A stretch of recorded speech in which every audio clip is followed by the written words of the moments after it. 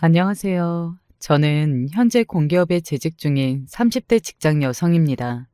얼마 전에 휴직을 끝내고 다시 직장으로 돌아온 지 얼마 되지 않아서 요즘은 새로이 직장 생활에 적응하느라 정말이지 바쁜 나날을 보내고 있어요. 사실 제가 심적으로 좀 힘들었던 일이 있어서 생각지 않게 휴직을 했거든요. 바로 결혼 문제 때문이었습니다.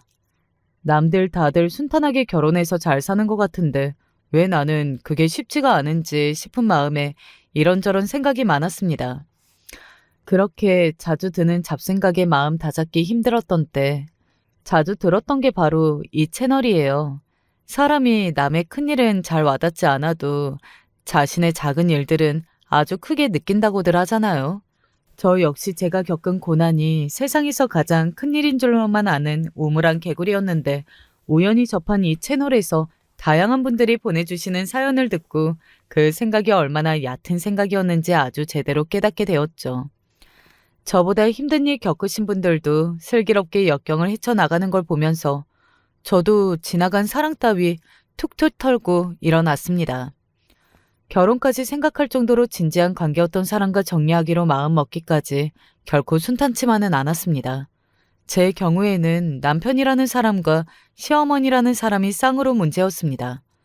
한때는 사랑으로 감싸 안으리라 생각했으나 사랑이라는 게 저를 호구로 보고 함부로 대해도 된다는 뜻은 아니지 않습니까? 저도 저지만 그건 지금껏 애지중지 저를 키워주신 저희 부모님께 결코 해서는 안 될 짓이지요. 특히나 저희 아빠가 좀 다혈질이시거든요. 딸 자식 시집가서 고생하는 꼴을 보고 결코 참고 넘기실 분이 아니셨습니다. 우리 애랑 못 살겠다고 뛰쳐나갔으면 그걸로 끝이지. 이제 와서 치사스럽게 보상이니 뭐니. 그게 다 무슨 소리야? 이 여편네가 아직 망신을 덜 당했나 보지. 30 넘은 아들 자식 전체로 키웠으면 응당 어미 되는 인간이 책임을 져야지. 지금 누구더러 천치라는 거야? 누구긴 누구야? 그 나이 먹도록 제 앞가림 하나 똑바로 못하는 모자란 네 아들놈이지. 네 새끼 그나마 하는 사회생활까지 못하게 만들고 싶지 않으면 저신 똑바로 하는 게 좋을 거야. 대충 듣기에도 아주 볼 꼴 못 볼 꼴 다 보고 끝났을 제 짧은 결혼 생활이 짐작이 가시나요? 네.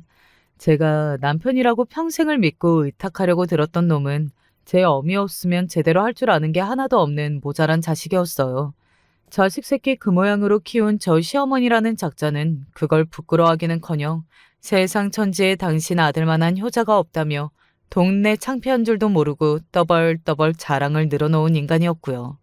저희 인간들과 엮인 내내 끊임없이 두통을 달고 살았던 저였습니다. 하지만 최후의 순간에는 그 모든 고난과 역경을 배로 갚아주고 나왔죠. 모질이 남편놈 떨궈내고 탈출에 성공한 제 이야기 지금부터 들려드릴게요. 남편을 처음 만난 건 회사 동료의 결혼식장이었습니다. 여러분도 이런 자리에서 은근히 소개팅이나 선주선이 많이 들어온다는 거 혹시 알고 계셨나요? 취직하고 결혼 정년기에 들어서니 지인 결혼식 한번 다녀올 때마다 간간히 좋은 사람 만나보지 않겠냐는 소리를 듣게 되더라고요. 아무래도 회사 동료의 결혼식이다 보니 신랑 친부 지인들도 다니는 회사나 환경 등 조건이 비슷한 경우가 많으니 더 그런 거 아닐까 싶기도 해요. 그날도 예외는 아니었습니다. 결혼식 날 저를 보고 마음에 들었다나 신혼여행에서 돌아온 회사 동료가 자기 지인한테서 다리를 놔달라는 부탁을 받았다고 하더라고요. 사실 제가 그런 식의 만남 제안을 썩 반기지는 않았습니다. 솔직히 스치듯 얼굴 한 번 본 게 다인 사람 뭘 안다고 마음에 들었겠어요. 아무래도 제 외모가 그쪽 취향일 확률이 크겠죠. 반대로 제 취향에 들어맞는 사람이 그 자리에 있었다면 진작 제가 알아봤겠죠. 여러모로 저한테 만족스러운 만남이 되지 않을 확률이 크죠. 그리고 굳이 직장 동료가 낀 인연 나중에 잘못됐다가 여러 사람 껄끄러워지기도 싫었고요. 그래서 여느 때처럼 거절을 했습니다. 그러고는 그걸 잊고 있었습니다. 퇴근길에 다른 동료들과 호프집에 가서 가볍게 생맥주 한잔하고 있는데 반대편 테이블에 얼마 전에 결혼했다는 그 동료가 지인을 만나고 있더라고요. 술도 한 잔씩 들어갔겠다. 원래 아는 사람들이니 자연스럽게 합석을 하게 되었습니다. 술자리 내내 동료의 지인이라는 남자가 계속 안 그러는 척 저를 힐끔힐끔 보더라고요. 평소 같았으면 처음 보는 남자가 그렇게 저를 쳐다봤으면 기분이 나빴을 거예요. 왠지 좀 불순해 보이잖아요. 근데 그 사람은 좀 달랐습니다. 뭐랄까? 사람이 좀 어수룩해 보이는 게 순박해 보인다고 해야 하나? 저한테 관심이 있는 것 같기는 한데 그게 불순한 느낌이라기보다는 인간적 호감이나 호기심처럼 보였어요. 알고 보니 그 사람이 회사 동료에게 저를 소개시켜달라고 그리 부탁을 했다는 남편이었습니다. 정작 저를 직접 만나고도 제대로 말 한마디 못 붙이고 그 자리를 파하고 다음날 동료가 저한테 그러더라고요. 연수 씨, 어제 본 동희 씨 어땠어? 내가 내 지인이라서 하는 소리가 아니라 사람이 진짜 순하고 착하거든. 대학 때부터 봤는데 질 나쁜 남자 동기들이랑 어울린 적도 없고 유흥이랑 이런 것도 일절할 줄 몰라. 사람이 좀 눈치가 없긴 한데 그것도 요새 남자들 야가 빠진 것보다야 낫지 않겠어? 연수 씨 보기에 나쁘지 않으면 나는 한번 만나보는 것도 나쁘지 않을 것 같은데. 어때? 평소 같으면 단칼에 거절했을 텐데 저도 조금은 구미가 당겼던 것 같습니다. 제가 기센 남자들을 정말 싫어하거든요. 목소리 크고 여자 이겨먹으려고 드는 남자들은 진짜 최악이고요. 연애를 하다 보면 자연히 서로 갈등이 생기고 다툼이 일어나기 마련인데 저는 그게 그렇게 피곤하고 고단할 수가 없었습니다. 몇 번 남자친구를 사귀어 본 후로는 그런 게 저랑은 맞지 않는다는 생각이 들어서 연애를 쉰 지도 꽤 된 시점이었습니다. 어쩌면 저렇게 순한 사람이라면 서로 잘 맞춰가며 지낼 수 있지 않을까 하는 생각을 했습니다. 돌이켜 생각해보면 정말 순진한 사람은 저였지만 말입니다. 어찌되었든 그렇게 남편과 따로 만나보라는 제안을 덥석 수락하고 말았습니다. 처음 만나는 자리에서 그 사람이 숙맥이라는 걸 단번에 알 수 있었습니다. 전에 호프집에서 보았을 때 그 사람 많은 자리에서도 낯가리는 모습을 보였는데 저랑 단둘이서만 만나니 아주 식은땀을 비오듯 흘리는 그 사람을 보면서 제가 다 민망할 지경이더라고요. 저런 성격으로 무슨 용기가 나서 날 소개시켜달라고 했는지 이해가 안 될 정도였습니다. 그렇게 매력적인 남자로 느껴지지는 않았으나 그래도 사람이 나쁘게 느껴지지는 않았어요. 보나마나 일적으로 만나는 것 말고 연애적으로는 이성을 대해본 일이 별로 없겠구나 하는 티가 나서 그냥 그러려니 하게 되더라고요. 그냥 밥이나 한 끼 한 걸로 치고 가야겠다 하는데 헤어지는 길에 그 사람이 그러더라고요. 저, 제가 이런 쪽으로 별로 재주가 없다는 건 잘 압니다.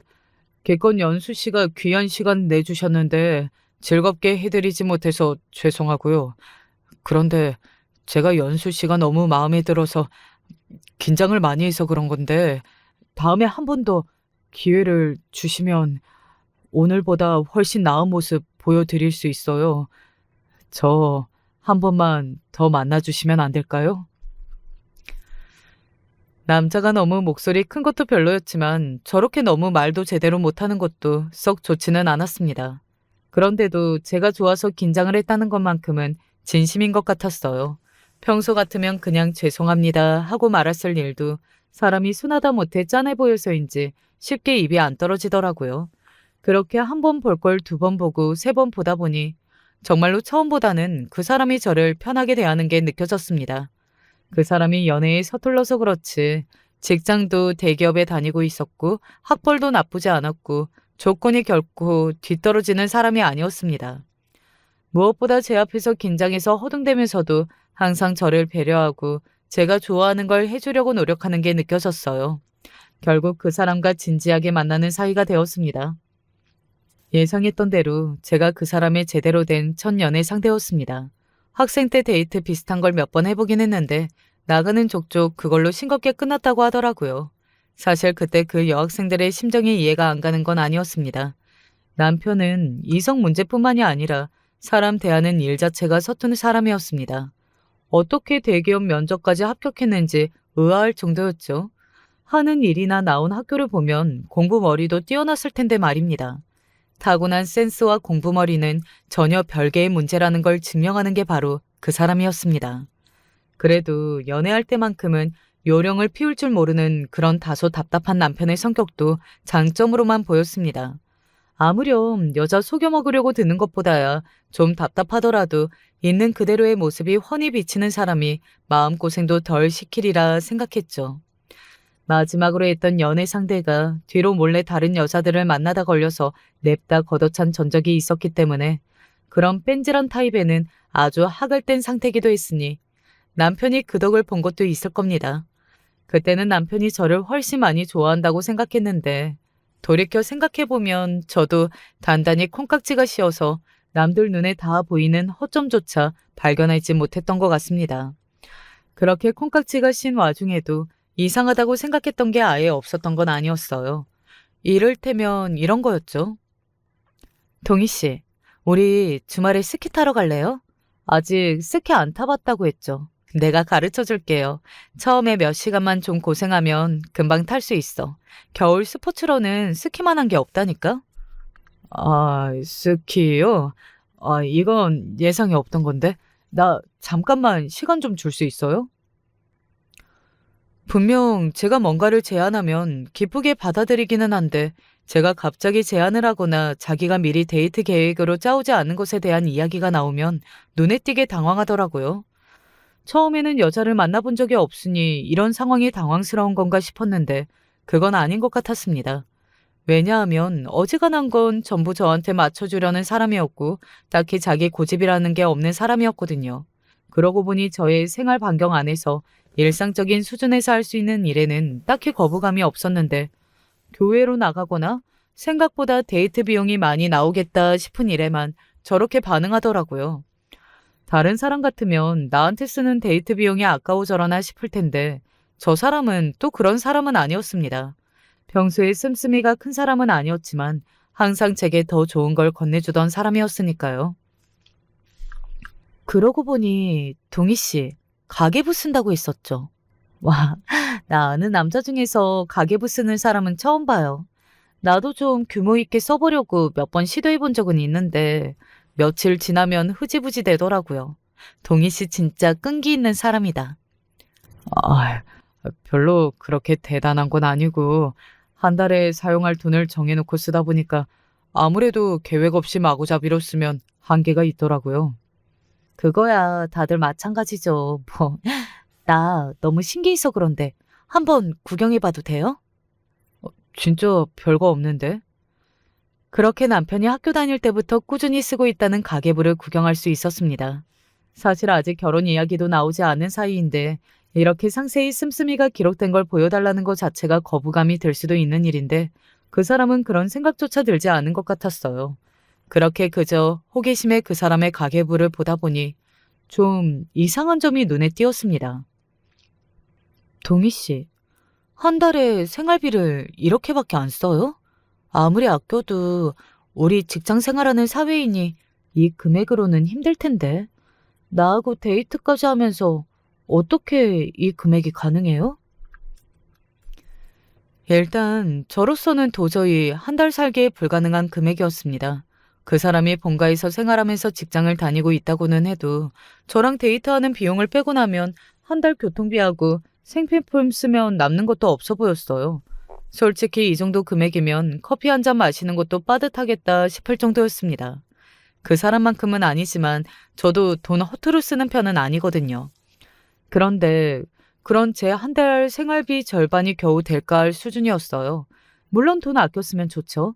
이 정도로 작게 쓰는 걸 보면 적금이라도 크게 넣나 싶었으나 명색이 대기업 다니는 사람이었습니다. 공기업 다니는 저보다 월급도 많을 텐데 이렇게 극단적으로 허리띠를 졸라맬 필요가 있나 싶었어요. 그 와중에 저한테 쓸 데이트 비용을 빼놓았다는 걸 생각하니 고맙기도 하고 짠하기도 했습니다. 동희 씨, 그동안 이렇게 쓰면서 나 만나기 힘들었을 텐데 많이 부담되지 않았어요? 아니에요. 부담이라뇨. 저 연수 씨 만나면서 생전 처음 해보는 것도 많고 재밌는 일이 너무 많아서 항상 연수 씨한테 얼마나 고마워하고 있는데요. 거짓말하면 대번에 티가 나는 사람이었습니다. 그 말은 거짓이 아니었어요. 그래도 생활비 이렇게 쓰면서 나한테는 그만큼이나 쓰고 어떻게 힘이 안 들 수가 있어요. 동희 씨, 혹시 집에 무슨 일 있어요? 그 황당한 가계부를 보고도 그 사람 집안 사정이 걱정되더라고요. 혹시 집안에 크게 빚이라도 진 게 있나 싶을 지경이었습니다. 그렇지 않고서야 저 어린애 용돈 기입장 같은 씀씀이가 설명이 되질 않았으니까요. 평소처럼 아무 생각 없이 제가 보여달라니까 습관처럼 제 말을 따른 건데 이야기가 점점 심각한 방향으로 흐르자 그 사람도 당황스러워 보였습니다. 아니, 그게 아니라 남편 얼굴에 얼핏 수치스러운 표정이 스치고 지나갔습니다. 내가 아픈 부분을 건드린 건가 싶어서 서둘러 말했습니다. 동희 씨, 곤란하면 말 안 해도 돼요. 나 일부러 그런 거 아니야. 아니에요. 사실 제가 어머니한테 용돈을 다서 쓰거든요. 이 나이 먹도록 집에서 용돈 받아 쓴다고 하면 창피해서 말을 안 한 건데 연수 씨 입장에서는 그렇게 보였을 수도 있겠네요. 그 사람 나이가 이미 30을 훌쩍 넘어 있었습니다. 사회 초년생이면 또 몰라도 부모님이 자산관리사 전문가가 아닌 이상 30 넘은 성인이 월급을 통째로 어머니께 맡기고 용돈 타 쓰는 사람이 어디 있어요? 그것도 대기업식이나 다닌다는 사람이요. 보통 그런 건 집에 빨대 꽂힌 힘들게 사는 자식들이 몹쓸 부모들한테 당하는 전형적인 수법 아닙니까? 많이 봐준다 쳐도 결혼 전까지는 재산 관리를 부모님께 맡긴 거라고 칩시다. 그렇다고 하더라도 아들이 일상적인 수준의 사회생활을 할 수 있을 정도의 금액은 보장해줘야 하는 거 아니에요? 평소에 워낙 어수룩한 데가 있는 사람이라 그런지 별 걱정이 다 들더라고요.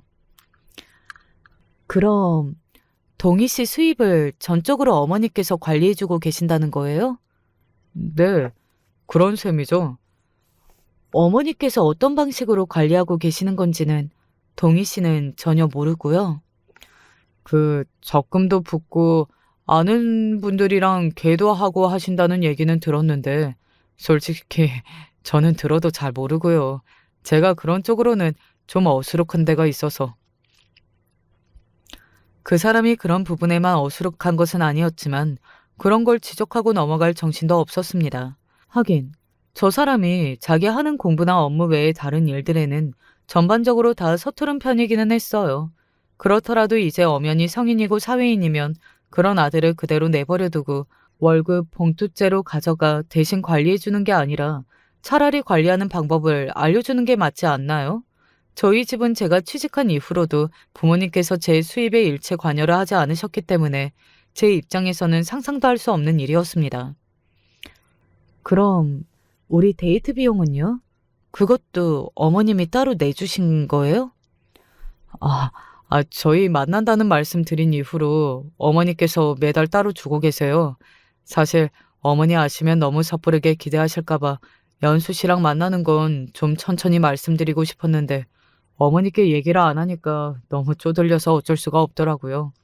제가 연수 씨처럼 누굴 진지하게 만난 게 처음이라 어머니께서 많이 기쁘셨는지 제 용돈보다 데이트 비용을 더 많이 주시더라고요.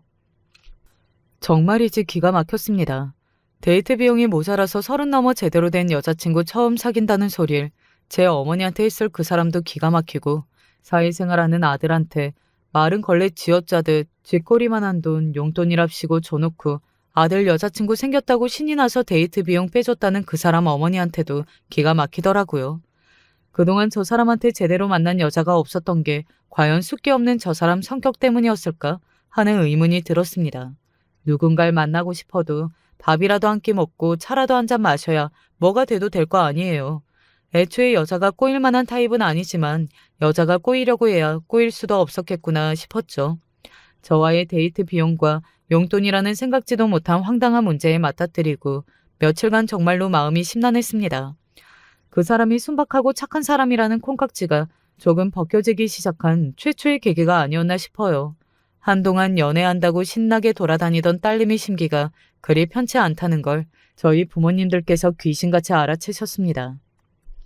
딸, 요새 영 저기압이네. 남친이 속썩이냐? 제가 외동딸이거든요. 저를 꼭 자기 술친구처럼 대하는 저희 아버지는 딸과의 대화에도 언사의 거침이 없으신 편이었습니다. 어머니께서는 그런 아버지를 아버지로서의 권위라고는 손톱만큼도 없는 경망스러운 사람이라며 늘 아버지 등짝을 치셨지만 저는 그런 아버지가 나쁘지 않았어요. 두 분 모두 제가 마음을 터놓고 대화할 수 있는 친구 같은 부모님이자 항상 제 입장에서 최선의 답을 함께 찾기 위해 노력해 주시는 조력자이셨습니다. 연애 문제도 예외는 아니었죠. 다른 집에서는 보통 부모님한테 연애 얘기를 잘 안 하는 경우가 많다고 하더라고요. 그런데 저는 학창 시절 때부터 워낙 부모님이 먼저 자연스럽게 제 연애 얘기를 꺼내셔서 그런지 그런 부분으로도 크게 감추는 게 없었어요. 그럼에도 이런 황당한 문제는 생각지도 못한 일이어서 말을 꺼내자니 참 민망했습니다. 하지만 다소 다혈질인 저희 아버지는 고민 있는 딸내미가 입 꾹 다물고 있는 꼴은 절대 눈뜨고 못 보시는 분이셨어요. 아이고, 딸내미 대답 기다리다 아버지 숨 넘어가겠다. 아, 참. 그 사람이 속 썩이는 건 아닌데 이걸 참 뭐라고 해야 할지. 뭔데 그래? 너 혼자 삭히는 것보다야 머리 2개도 보태는 게 낫지. 그렇게 마지못해 영 떨어지지 않는 입을 열기 시작했습니다. 얘기 시작부터 애매한 표정을 지으시던 부모님 표정이 남편이 제 어머니로부터 쥐꼬리만한 용돈을 별도로 데이트 비용을 타내기 시작했다는 말에 점점 나빠지시더라고요. 그나마 어머니는 제 눈치를 보느라 표정 관리를 하시는데 아버지 표정은 대번에 와락 구겨져 버렸습니다. 뭐 그런 모자란 놈이 다 있냐? 그놈 그거 고추 떼야겠다. 사내 놈이 그 나이 먹도록 제 지갑 하나 제대로 못 챙겨서 엄마한테 홀랑 뺏겨? 아빠, 말 좀. 뭘? 내가 뭐 틀린 말했냐? 너도 듣기 영 이상하니까 몇 날 며칠을 기분이 그렇게 찝찝한 거 아니야? 맞는 말이긴 한데 아직 콩깍지가 완전히 벗겨진 상태가 아니라서 그래도 그 사람을 안 좋게 얘기하는 아빠 말에 눈살이 찌푸려졌습니다. 곧 집안의 남편을 인사시켜야 할지도 모르는데 괜히 얘기 꺼냈나 싶은 생각도 들더라고요. 그럼 그게 지금 정상적인 상황이냐고. 막말로 그 모친 된다는 양반이 정말로 이때껏 받은 걸 차곡차곡 적금 들어 모아두고 있을지 자기 갯돈으로 홀랑 날려 먹었는지 알게 뭐냐고. 너 부모라고 다 같은 부모가 아니다. 가정이 다 우리 집 가정 같지만은 않다고. 설마 그렇게까지 하시게 했겠어? 아, 진짜 괜히 얘기했어. 네 아빠가 말을 좀 세게 하긴 했는데 엄마도 좀 그래. 어머니 되시는 분이 관리를 잘 해주셨다고 해도 그건 그거대로 문제야. 너 지금 만나는 사람 그냥 가볍게 사귀려고만 하는 거 아닐 거 아니야. 지금 상황이면 네 남자친구 경제력을 전적으로 어머니가 틀어쥐고 있다는 뜻인데 아들이 결혼한다고 해서 갑자기 그걸 넘겨주시려고 하겠어? 지금껏 해오신 게 있는데? 사실 저도 그 생각을 해보지 않은 게 아니었기에 수심은 더욱 깊어졌습니다. 다혈질인 아버지보다 침착하게 상황을 분석하는 어머니셨기에 그 말이 더 크게 와닿았어요. 결혼을 하는데도 자기 모친한테 경제권 안 가져와서 제 마누라 마음고생 시킬 놈이면 애초에 장가들 자격이 없지. 너 행여나 그런 모자란 놈 사이랍시고 데려올 생각 말아라. 아, 진짜? 아빠한테 무슨 말을 못하겠어. 내가 미쳤어? 그런 꼴 보면서 시집가게? 심란한 마음에 불을 지르는 아버지 때문에 열이 뻗쳐서 성질을 빽 내기는 했지만 정말 그 사람과 더 먼 미래까지 생각한다면 반드시 짚고 넘어갈 문제였습니다. 바야흐로 그 사람과 심도 깊은 대화가 필요한 시점이었죠. 진지하게 대화를 좀 나눠보려고 남편을 불러냈는데 먼저 선수를 친 건 그 사람이었습니다. 꼭 만난 지 얼마 안 되었을 때처럼 주저주저 입을 열지 못하던 그 사람이 마침내 말을 꺼냈어요. 저 연수 씨, 저희 어머니께서 연수 씨를 한번 만나봤으면 좋겠다고 하시는데. 올 것이 왔다 싶었습니다. 남편의 경제권을 비롯해 남편의 일거수일투족을 관여하고 계시는 분인데 처음 여자친구 생겼다고 말했을 때 당장 데려오라고 하지 않은 게 더 놀라울 일이었으니까요. 하지만 남편이 자기 모친 말이라면 군말 없이 따르는 것과는 별개로 제가 그분한테 그래야 할 이유는 없죠. 저는 그보다 더 급한 문제를 꺼냈습니다. 그보다 동희 씨, 나 꼭 할 말이 있는데. 단호한 제 말투에 그 사람이 바짝 긴장한 게 보였습니다. 바로 며칠 전에 그 일이 있었으니 대화 주제야 그 사람도 대강 짐작을 했겠죠. 어머니 인사까지 거론한 걸 보면 동희 씨도 나를 단순한 연애 상대로만 생각하고 있는 것만은 아닌 것 같은데. 맞죠? 아유, 연수 씨, 그걸 말이라고. 저는 연수 씨랑 처음 만났던 순간부터 세상 그 누구보다 진지합니다. 절대로 가벼운 마음으로 연수 씨 만난 적 단 한 번도 없어요. 알아요. 그래서 말인데, 그러면 더 늦기 전에 확실하게 얘기해야 할 것 같아서요. 혹시 결혼하고 나서도 어머님께 경제권 맡길 생각이세요? 제 말에 소스라치게 놀라 펄쩍 뛰던 남편이 순간 그 자세 그대로 멈춰 섰습니다. 얘기가 나올 줄은 알았어도 제가 이렇게까지 대놓고 말할 줄은 생각 못 했나 봐요. 하지만 저는 확실히 해야 할 건 분명하게 말하는 성격이거든요. 이렇게 서로 껄끄러워지기 쉬운 문제는 더더욱 그렇죠. 남편 얼굴이 곤란함과 당혹감으로 어색하게 굳어가는 게 그대로 드러났습니다. 저 말주변 없는 사람이 당장에 그럴싸한 답변을 내놓기는 글렀다는 생각에 저는 준비했던 말을 차분하게 이어나가기 시작했어요. 솔직히 지금 동희 씨 나이가 적은 편도 아니고 사회 초년생이면 또 몰라도 이제 결혼을 생각하는 입장에서 언제까지 본인 수입을 어머니께 맡기는 건 좀 아니라고 생각해요. 설마 가정 이루고 나서도 월급 통장 직접 관리 안 하고 어머니께 드릴 생각은 아니죠? 그게 제가 그런 쪽으로는 워낙 문외 아니라 그거야 차근차근 배워나가면 될 일이고요. 설사 재테크나 돈 굴리는데 재주가 없다고 하더라도 본인 수입은 본인이 관리해야 한다고 생각해요. 나는. 그게 맞지 않아요? 어머님이 관리해 주셨다고 해도 어머님도 전문가는 아니시잖아요.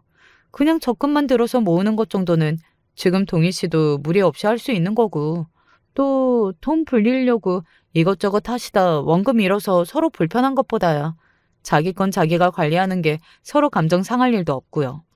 무엇보다 결혼하고 나서도 어머니께 용돈 타서 쓸 생각이세요? 나중에 아이라도 생기면 아이한테 들어갈 돈은 추가로 더 청구하고? 그거 너무 이상하지 않아요? 꼴먹은 벙어리가 된 남편이었습니다. 무슨 할 말이 있겠어요. 제가 한 말이어서가 아니라 제가 구구절절 맞는 말 아닙니까? 제가 말을 이어갈수록 그 사람 표정이 혼란스러워졌습니다. 어쩌면 자기가 지금껏 생활하던 방식 자체가 문제가 있다는 것조차 지금 인지한 게 아닌가 싶을 정도였어요. 저 정도면 어리숙한 걸 넘어서 지금껏 어떻게 사회에 섞여들어 살아남을 수 있었던 건지 의심스러울 지경이었습니다. 그렇게 생각할 수도 있겠네요. 제가 어머니한테 말씀을 한번 드려볼게요.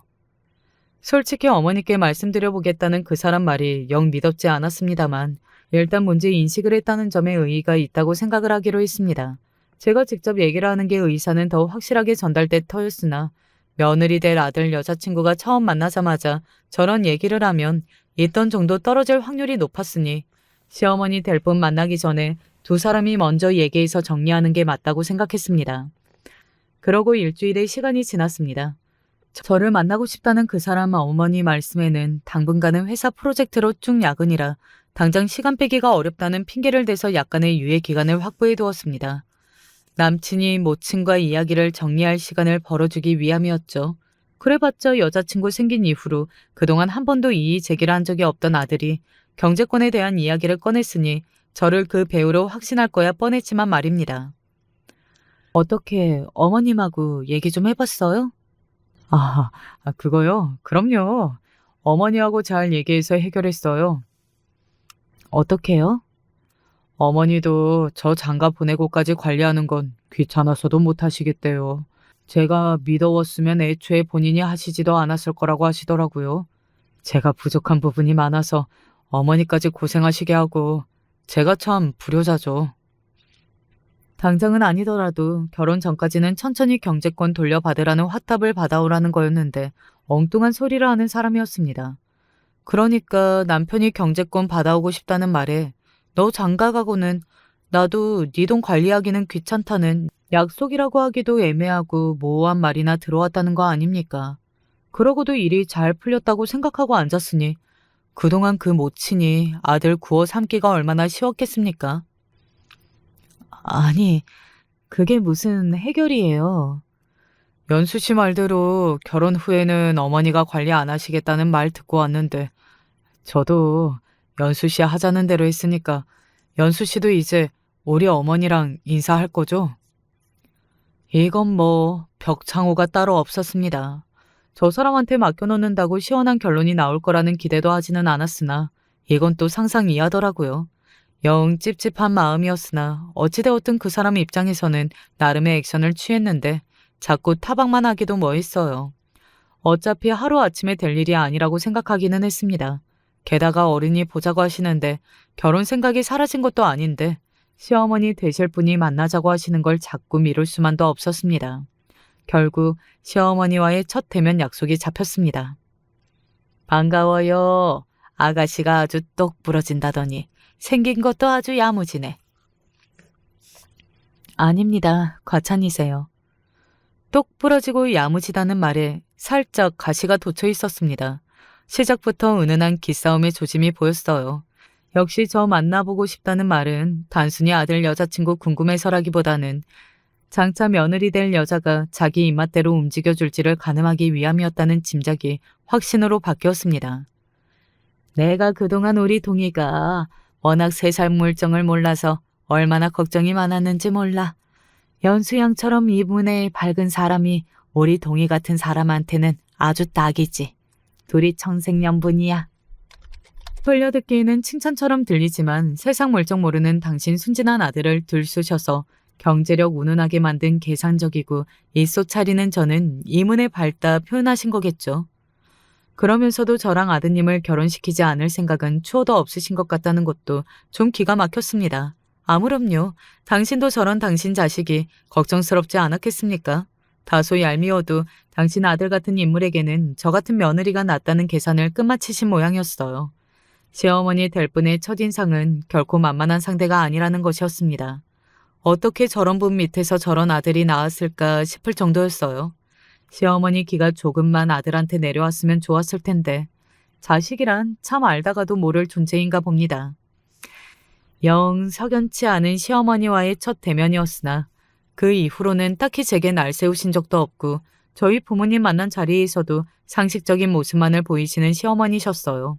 솔직히 그날 저렇게 만난 이후로 다른 문제가 생겼더라면 결혼은 다시 생각해볼 계산까지 하고 있었던 터라 의외로 별 문제 없이 무르르듯 결혼이 진행되어서 슬슬 안심하기 시작했습니다. 네, 제가 방심했음을 인정합니다. 사람이 하루아침에 본성이 변하는 게 아닌데 좀 잠잠해졌다고 해서 마치 모든 문제가 해결되기라도 한 것처럼 상황을 가볍게 여긴 것이 제게 결국 부메랑이 되어 돌아왔으니까요. 남편도 저처럼 외동이었습니다. 남편이 어릴 적에 일찌감치 시아버지께서 돌아가셔서 시댁의 식구라고는 시어머니와 남편이 전부였죠. 즉, 시어머니만 제게 태클을 걸지 않으시면 제가 신경 쓸 만한 일이 없었습니다. 저희 결혼 준비도 당초 제 예상과는 다르게 순조롭게 진행된 원인이기도 하지요. 시어머니 입장에서는 어떻게든 저희 결혼만 시켜놓으면 나머지는 자기 입맛대로 휘두를 수 있을 거라고 생각하셨던 모양입니다. 그렇게 저는 아버지 손을 잡고 결혼식장에 입장을 하게 되었습니다. 사실 저희 아버지는 처음부터 일관되게 남편을 마음에 들어하지 않으셨습니다. 처음에 제가 남편에 대한 고민거리를 털어넣었을 때부터 그 황당한 사안에 사이가 될 사람이 마음에 차지 않으셨겠지만 직접 인사드리러 온 그 사람을 보고 부정적인 인상이 확 굳어진 것 같았어요. 부침성이라고는 병아리 눈물만큼도 없는 그 사람이 저희 부모님 만난 자리라고 그러지 않았겠어요. 사윗감이라고 나온 왜소한 남자가 말도 또박또박 못해서 식은땀을 삐질삐질 흘리고 있는데 아버지 성이 차는 게 더 말도 안 되는 일이었습니다. 늘 스스로를 남자 중에 남자로 자처하시며 아버지 이기지 못할 만한 놈은 사윗감으로 데리고 올 생각도 하지 말라는 소리를 저 어릴 때부터 귀에 못이 박히도록 하시던 분이셨어요. 저 소심하게 짝이 없는 놈이 내 하나뿐인 딸 자식 남편 될 인사라고 생각하니 기가 막히셨겠죠. 어릴 땐 남자 보는 눈이 머리 꼭대기에 달려서 시집 못 갈까 봐 걱정했더니 정작 데려온 게 저런 놈이라니. 여보, 그렇게 말 가려하라니까. 남자랍시고 내 말 찍어 누르려는 놈보다야 나한테는 내 말 잘 듣는 동희 씨가 딱이야. 그러니까 벌써부터 사위 구박할 생각 말아요. 노골적으로 마음에 안 드는 티를 내는데 그 기약한 사람이 저희 아버지 앞에서 어깨나 한번 제대로 폈겠습니까? 그저 남편이 안쓰러우면서도 그럴수록 좀 당당한 모습을 보여서 아버지한테 점수를 땄으면 싶은데 여전히 미덥지 못한 모습을 보이는 그 사람이 저도 좀 못마땅한 기분이 들었습니다. 이러나 저러나 해도 식장에 들어갈 때까지도 적어도 저 사람이 내 말 안 들어서 속썩일 일은 없으리라 생각했기에 결국 결혼식까지 무사히 치러졌습니다. 솔직히 하루 만에 끝난 결혼식에 큰돈 들이고 싶지 않아서 결혼식은 최대한 간소하게 치렀습니다. 결혼식 비용으로 아낀 돈을 신혼여행에 최대한 보태자고 남편과 이미 합의를 했거든요. 결혼 전까지 데이트할 때 데이트 비용을 따로 써야 하는 남편이었으니 해외여행이라고는 일절 해본 적이 없었습니다. 남편 생애 첫 해외여행인데 이왕 하는 거 제대로 가고 싶어 좀 무리를 했죠. 신혼여행지에서는 남편과 정말 즐겁게 보냈습니다. 남편 모르게 제가 따로 모아놓은 돈도 좀 보태서 이왕 간 거 돈 생각 안 하고 하고 싶은 거 다 하고 왔어요. 남편 역시 첫 해외여행이 여간 좋은 게 아니었는지 그 사람 표정이 그렇게 환했던 적이 없었습니다. 나 연수 씨랑 결혼하길 정말 잘한 것 같아요. 살면서 나한테 이런 호사를 부리는 날이 올 거라고는 정말 생각도 못했어. 그래도 저 사람이 대기업 다니는 사람인데 30 넘어 처음 와본 해외여행의 감상이 너무나 감동에 넘쳐서 예잔할 지경이었습니다. 앞으로 돈 들어갈 때 천지이니 지금처럼 원 없이 쓰지는 못하겠지만 그래도 우리 두 사람 벌이 정도면 2, 3년에 한 번쯤은 해외여행도 한 번씩 하면서 그간 누리지 못한 것들 누리며 살게 해주리라 다짐했죠. 그렇게 실컷 잘 놀고 귀국을 했습니다. 먼저 저희 집에 인사를 드렸습니다. 이제는 정말로 사이가 된 그 사람을 아버지도 전보다 누그러진 태도로 맞이해 주셨어요. 저희 아버지가 감정 표현이 좀 직설적이긴 해도 자기 사람한테는 참 잘하는 분이시거든요. 이제 빼도 박도 못하게 사이가 되었으니 다소 마음에 차지 않더라도 남편을 받아들이겠다는 아버지 뜻을 알아챌 수 있었습니다. 나는 우리한테는 뭐 어떻게 해달라 이런 건 바라는 거 없어. 그저 우리 딸 살면서 속 썩고 마음고생할 일만 없게 부디 마음 편히 살 수 있게만 해준다면 난 그걸로 고맙네. 그저 딸 자식의 행복만을 바라는 부모님이셨습니다. 내가 진짜 유부녀가 되었구나 하는 실감이 들면서 아버지 마음 씀씀이에 눈물이 찔끔 났습니다. 그렇게 아쉬운 발걸음을 뒤로하고 시댁으로 향했죠. 어머님, 저희 왔어요. 그래도 결혼 준비하는 동안 시어머니와 조금은 가까워졌다고 생각했는데 신혼여행 갔다 돌아오는 아들 내외를 맞이하는 시어머니 표정이 싸늘했습니다. 그새 뭔가 문제가 생긴 건가 싶어 저도 모르게 눈치를 보게 되더라고요. 그래, 왔구나. 그러고는 한참을 말씀이 없으신 시어머니였습니다. 그래도 며느리가 되고 처음으로 온 시댁인데 물 한 잔 내어주지 않으시고 꼿꼿한 자세로 저를 쏘아보시더라고요. 처음 만날 때의 은근한 눈총과는 비교도 되지 않을 정도로 고압적인 태도였습니다. 너희들 신혼여행은 재미있었니? 그럼요. 살면서 그렇게 즐거운 적이 없었어요. 그랬겠지. 돈을 길바닥에 그렇게 펑펑 흩뿌리고 다녔으니. 노골적인 비난의 어투에 남편과 저 둘 다 모두 박싹 얼어붙었습니다. 시어머니는 당신 아들보다 이제 간 며느리가 된 저를 더 쏘아보았습니다. 너 우리 집에 시집 오기도 전에 동이 들쑤셔서 경제권을 넘겨달라느니 어쩌느니 이간질을 해대더니 내 아들이 번 돈 이렇게 펑펑 써대려고 그런 거였어? 황당하기 짝이 없는 말이었습니다. 저희 신혼여행 자금은 본래 결혼했던 결혼 자금을 빼서 쓴 거였기 때문에 따로 추가적인 비용이 발생한 건 아니었어요. 게다가 남편 몰래 남편을 위해 준비했던 소소한 이벤트들은 다 제 개인 자금이었고요. 한마디로 벌써부터 남편도 뺏쓴다는 억울한 비난을 받을 이유가 없었습니다. 어머님, 뭔가 오해가 있으신 것 같네요. 신혼여행 비용은 동희 씨랑 사전에 합의가 다 되어 있었던 거고요. 그 외에 추가 비용은 제 돈으로 해결했어요. 그리고 동희 씨가 번 돈을 펑펑 쓰다뇨? 저 그런 소리 들을 만큼 이 사람 돈에 손대본 적도 없어요. 무엇보다 저도 제 직장 있고 돈 버는 사람인데 써도 제 돈을 쓰지 왜 이 사람 돈을 쓴다고 말씀하세요? 어른이 말씀하시면 얌전히 잘못했습니다 할 일이지. 어딜 따박따박 말대꾸부터 하려고 들어? 젊은 것들이 돈 무서운 줄 모르고 이러니 내가 손을 뗄 수가 있나? 너 이런 식으로 쓰다가는 길바닥에 나앉기 딱 좋아. 내가 도대체 니들을 어떻게 믿고 경제권을 넘겨? 앞으로도 우리 동이 월급은 내가 관리할 터이니 제약이 너는 나한테 생활비 타서 쓰도록 해. 이게 무슨 소리예요? 결혼하고 나면 아들 경제권에서 손 떼겠다면서요. 당신 아들이면 몰라도 저까지 생활비로 휘두를 참이라는 겁니까? 제가 미쳤다고 그 우습지도 않은 짓거리에 장단 맞춰주겠습니까? 어머님, 그건 곤란한 말씀이네요. 저랑 이 사람 엄연히 이제 가정 이루었고 저희가 번 돈에 대한 책임과 권리는 당연히 저희한테 있습니다. 어머니가 관리를 하니 생활비를 타서 쓰라느니 하실 권리는 없어요. 내가 권리가 없긴 왜 권리가 없어? 내 아들 돈 내가 관리하겠다는데. 너 뭔가 크게 착각하는 것 같은데 너 이제 막 이 집 식구 됐어. 내가 나가라면 군말 없이 나가야 하는 처지라고. 우리 아들이 이제 겨우 결혼한 네 편 들어줄 것 같아? 어미인 내 편 들어줄 것 같아? 어머님, 무슨 말씀을 그렇게 하세요? 아들 돈에 욕심나서 이제가 결혼한 아들 내외 갈라서기 하기라도 하시겠다는 거예요? 동희 너 대답해봐. 이때껏 너 키워주고 네 재산까지 관리해준 엄마를 버리고 저 대바라진 것 탓해 네 월급 봉투 홀랑 갖다 바칠 거야? 아무리 그래도 이런 상황에서까지 제 모친한테 할 말 제대로 못하고 있지는 않겠지. 획 남편을 돌아보았는데 남편이 우물쭈물 제대로 대응도 못하고 있었습니다. 그 모습을 보자 속에서 우라가 치밀어 올라서 속이 뒤집힐 지경이었어요. 결국 화를 참지 못하고 제가 남편에게 소리쳤습니다. 당신 결혼 전에 나한테 뭐라고 했어? 결혼해서 경제권 확실히 가져오겠다고 약속했어 안 했어? 입이 있으면 말을 좀 해봐. 그게 아니라 어머니는 혼자 되시고 나 키우신다고 고생하시기도 했고 우리는 그 돈 없어도 연수 씨 수입도 있잖아요. 이번에는 연수 씨가 좀 양보해 주시면 안 돼요? 기가 막혀서 목구멍에서 말소리가 턱턱 막혔습니다. 저놈이 화장실 들어갈 때랑 나올 때 태도가 다른 건지 이제 결혼했으니 결혼적 약속 쯤이야.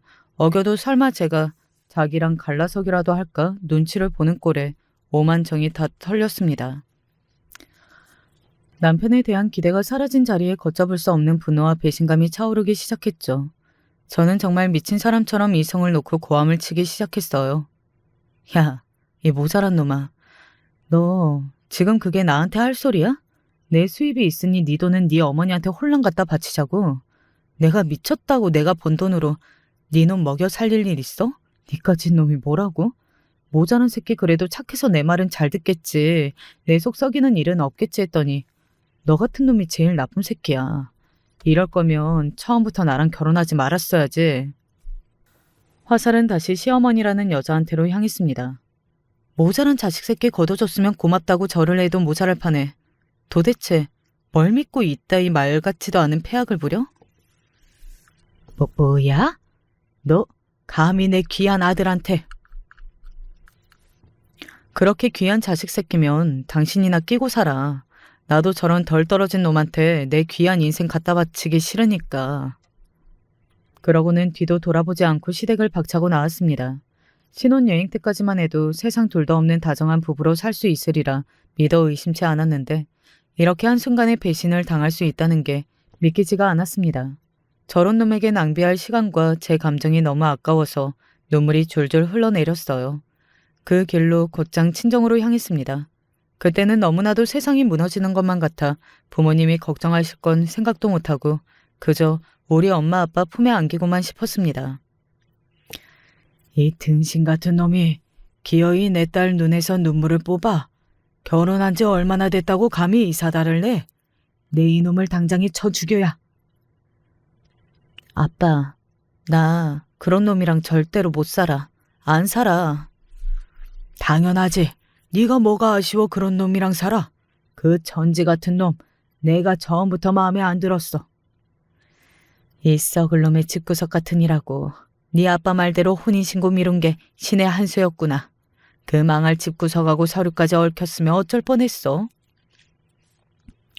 혹시나 아는 아버지 노파심에 요새는 결혼 후에 혼인신고를 천천히 하는 게 추세라며 신고를 미뤘던 게 생각났습니다.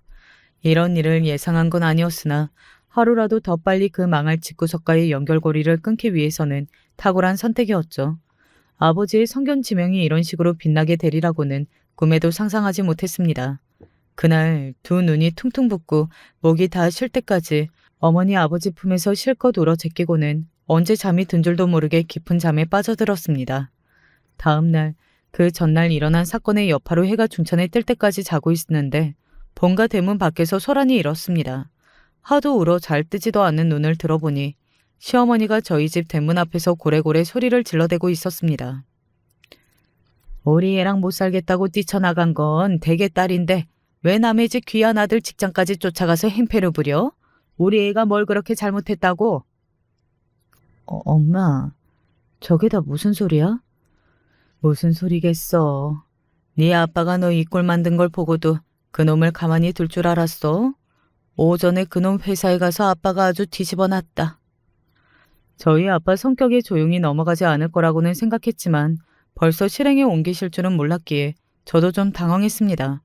회사 출근 시간에 로비에서 남편 놈을 붙잡아 놓고는 온 회사 직원들이 다 보는 앞에서 놈 기싸대기를 후려치고는 아주 망신도 그런 망신이 없을 정도로 잡돌이를 했다고 합니다. 이 모자란 놈이 제정신 나간 어미 하나를 못 막아서 결혼하자마자 내 딸을 배신하고 상처를 줘? 언감생심 귀한 딸을 내어줬더니 제 어미한테 월급 봉투 홀랑 갖다 바치고 내 딸한테 감히 빨대를 꽂으려고 들어? 이 기둥서방만도 못한 놈, 제 마누라 등골이라 뽑아먹는 기생충 같은 놈. 너 같은 놈은 엄한 여자 팔자 망칠 생각 말고 네 어미 젖이나 빨고 살아. 저희 아버지 목소리가 보통 큰 게 아니거든요. 기차 화통 삶아 먹었냐고 어머니한텐 늘 타박받던 목청이 빛을 발할 때였습니다. 그놈, 그 소심한 성격에 그렇게 공개적으로 망신을 당해놓고 고개도 못 들고 있을 게 뻔했습니다. 마음이 비단결인 우리 애가 얼마나 상처를 받았는지 알아? 이 망신을 당하고 더는 회사 못 다닌다며 지금 집에 틀어박혔어. 그것도 모자라 내용 증명까지 보내? 결혼하는데 든 돈을 왜 우리가 물어내? 파토는 대개 딸이 냈는데. 그 말에 안방에 계시던 아버지께서 무서운 기세로 밖으로 튀어나가셨습니다. 저러다 저 여자를 패 죽이기라도 할까봐 저와 어머니도 헐레벌떡 그 뒤를 따랐죠. 이 정신 나간 옆에 내가 어디서 행패야? 자식 새끼 등신 새끼로 키워놓고 장패한 줄도 모르고 돈에 환장해서 네 아들 결혼 네가 말아먹었으니 당연히 대기 물어내야지. 남의 집 귀한 딸 가슴에 상처 내놓고 내가 가만히 있을 줄 알았어? 네 모자란 아들놈 회사가 아니라 영영 집 밖으로 얼굴도 못 내밀게 개망신 주기 전에 내 집에서 썩 꺼져. 분해서 부들부들 떨면서도 당장에 그놈을 끌어다가 사회적으로 매장시킬 기세인 아버지를 어찌하지는 못하고 한마디도 못하던 그 여자가 길바닥에 퍼질러 앉아 엉엉 울기 시작했습니다.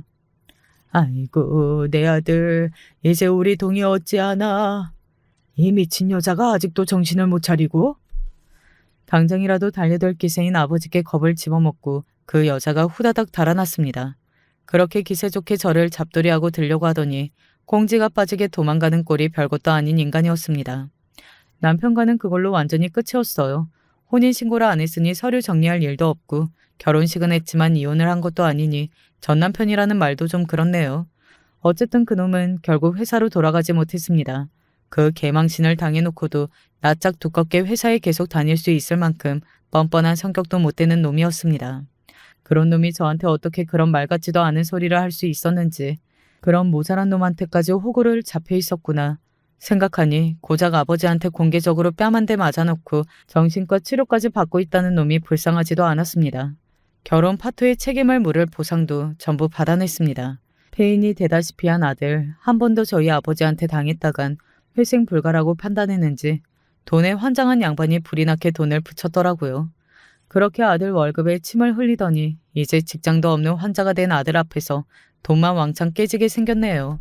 대기업 다닐 때도 겨우 저 만났던 인간이 파혼 소문이 쫙 퍼진 마당에 새 장가가기도 요원해졌으니 그 양반이 귀한 아들 평생 책임지겠죠 뭐.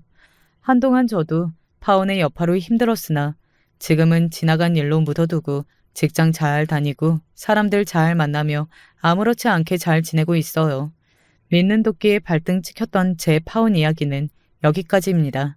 말도 많고 탈도 많았던 이야기 끝까지 들어주셔서 정말 감사드려요. 안녕하세요. 저는 오늘 크나큰 고민거리가 있어 여기에 이렇게 용기를 내어 사연을 보내게 되었습니다. 먼저 저는 청주에 살고 있는 김미경이라고 하고요. 나이는 35살이며 현재 한 인테리어 업체에서 일을 하고 있는 기혼 여성입니다. 저는 3년 전 남편과 결혼을 했는데요. 오래 연애하지 않고 결혼을 해서 그런지 3년간 아주 달달한 신혼을 즐겼습니다. 일단 잠깐 제 남편에 대해 자랑을 좀 하고 싶은데요. 제 남편을 소개하자면 남편은 먼저 키도 크고 얼굴도 훤칠하고요. 성격도 다정하고 자상하여 직장에 있을 때도 밥은 먹었는지 오늘은 어떤지 상사가 힘들게 하진 않았는지 하루에도 몇 번씩이나 확인해주곤 했습니다. 그래서 남편과 전화를 하고 있을 때면 동료들의 부러움 섞인 질투를 많이 받곤 했어요. 우리 미경 씨는 좋겠네. 아이 남편이 이렇게 다정해서 말이야. 나도 미경 씨 남편 같은 사람 만났으면 10년은 덜 늙어 보일 텐데. 이 외에도 남편은 회사가 끝나고 집에 돌아오면 남편은 제 표정만 봐도 제가 힘들었는지 아닌지 기가 막히게 알아채 간단히 술안주를 만들어 놓거나 안마를 해주는 등 제 기분을 저절로 좋게 해주었습니다. 또 제가 예쁘다는 말은 어찌나 많이 하는지 하루에도 볼에 몇 번씩이나 입을 맞춰주곤 하는데 어쩔 땐 참 부끄러울 정도였죠. 가끔 동네 어르신들은 그런 저희를 보면 참 금술이 좋다 칭찬하시고 예쁘다 말해주셨고 저도 참 어디 내놔도 부끄럽지 않는 기특한 남편 덕분에 전생에 나라를 구했다는 심정으로 잘 살고 있었습니다. 남편도 저를 만나 행복하단 말을 입에 달고 살았고요. 그래도 저희 부부 사이에서도 문제가 하나 있었는데요. 그건 바로 난임이었어요. 지쳐가고 있던 어느 날 남편이 먼저 얘기를 꺼내더라고요. 자기야, 있잖아. 우리한테 아이가 정말 필요할까? 당신 생각 먼저 들어보고 싶어. 당신 생각은 어때? 솔직히 나는 우리끼리만 살아도 행복할 것 같아. 사실 당신 시험관 하면서 너무 지친 것 같기도 하고 그런 당신 보는 것도 너무 안쓰러워. 당신 너무 무리이면 하지 말자. 우리끼리 행복하면 됐지. 안 그래? 부부에게 아이가 필요하단 말이 있죠.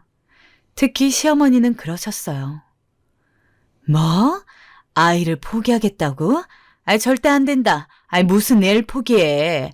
지금이야 니네가 젊은이 사는 거지만 애 없이 살긴 힘들어. 엄마, 이 사람도 몇 년간 시험관 시술하면서 많이 힘들어해요. 더 이상 하는 건 정신적으로 무리가 되는 길 같아요. 만약 자연 임신이 된다면 하늘의 선물이라 생각하고 낳겠지만 이대로 계속하는 건 이 사람에게도 저한테도 스트레스만 된다고요. 말도 안 되는 소리 말라니까. 안 된다. 애를 안 가지겠다니 이게 무슨 소리니? 내 아들 대를 이을 사람 하나는 낳아야 할 텐데 돌아가신 네 아버지가 하늘에서 원통할 소리다. 난 절대 허락 못하니 그런 줄 알아라.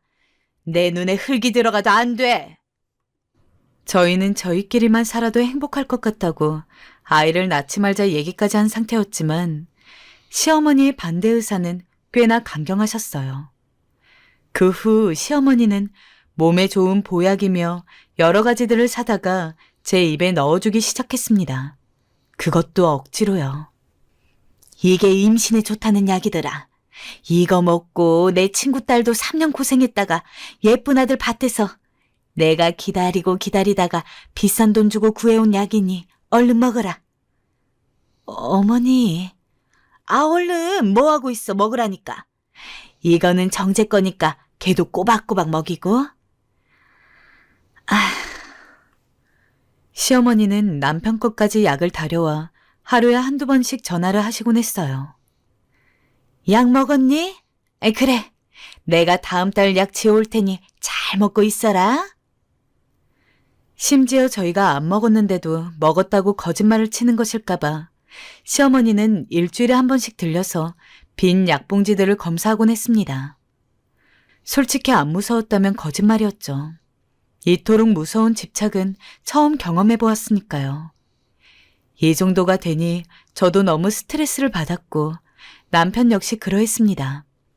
대체 왜 이리 손주를 고집하시는 건지 조금만 여유 있게 기다려주시면 좋을 텐데 오히려 시어머니로 인해 받는 스트레스 때문에 자연 임신이 안 되는 게 아닌가 하는 생각이 절로 들었죠. 여보, 당신이 어머니께 잘 말씀드려서 중간에 좀 막아주면 안 될까? 나 사실 어머니 때문에 너무 힘들어. 알겠어. 근데 나도 어머니 입장이 저러니 차라리 우리가 노력해서 얼른 애를 가지는 게 맞나 싶기도 하고 그래. 뭐? 나보고 또 시험관을 하라는 거야? 여보, 나 조금 쉬고 싶어. 그리고 우린 애초에 아이 욕심 없어서 안 낳기로 합의 봤잖아. 그건 그런데. 남편의 태도는 참 미적지근했어요. 그렇게 제 편 들어주었던 남편도 호랑이 같은 시어머니가 저러니 꼼짝을 못하더라고요. 이때 남편에게 정말 많은 실망을 했고 내가 왜 이런 사람이랑 결혼해야 했을까 하는 생각마저 들었어요. 회사에 나가서도 안색이 안 좋으니 주변 직원들이 무슨 일이 있는지 묻더라고요. 그러던 어느 날 속이 상해 엄마에게 전화를 걸었고 모든 일을 털어놓게 되었어요. 엄마는 시어머니가 임신을 강요한다는 사실을 듣곤 길길이 날뛰셨어요. 아니, 왜 니들 의사결정이 중요한 거지? 왜 거기서 애를 낳아라 마라 난리를 부리는 거야? 안 되겠다. 내가 올라가서 한마디 좀 드려야겠네. 엄마 또한 분에 참지 못하고 시골에서 올라오시겠단 말씀을 반복하셨습니다.